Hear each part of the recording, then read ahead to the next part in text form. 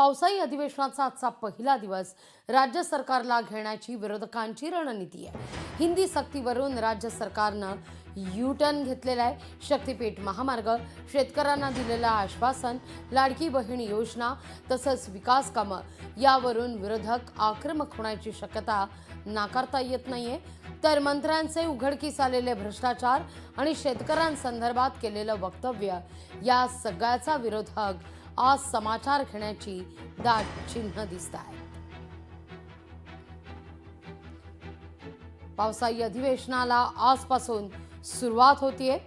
शेतकऱ्यांचा प्रश्न, महिला सुरक्षा प्रश्न तसंच महायुतीत जर आपण पाहिलं तर महायुतीत मात्र तीनही पक्षांच्या नेत्यांमध्ये बऱ्याचदा एकवाक्यता दिसत नाही। तीनही पक्षांमध्येच बऱ्याचदा आरोप प्रत्यारोप होत असतात। हा मुद्दा विरोधकांकडून उपस्थित केला जातोय आणि याच मुद्द्यावर विरोधकांकडून अधिवेशन गाजण्याची शक्यता वर्तवली जाते। शक्तीपीठ महामार्गाचा सुद्धा मुद्दा आहे।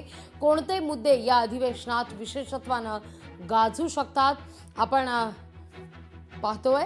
हिंदी भाषा सक्तीवरून घेतलेला यू टर्न, शक्तीपीठ महामार्ग, शेतकऱ्यांना दिलेलं आश्वासन, लाडकी बहीण तसंच विकास कामं, मंत्र्यांचे उघडकीस आलेले भ्रष्टाचार,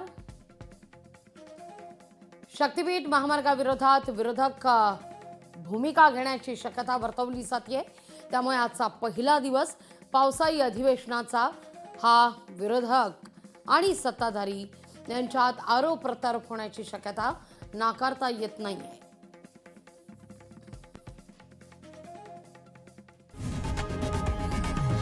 लोकशाही मराठी ऐका, पहा, जागरूक रहा।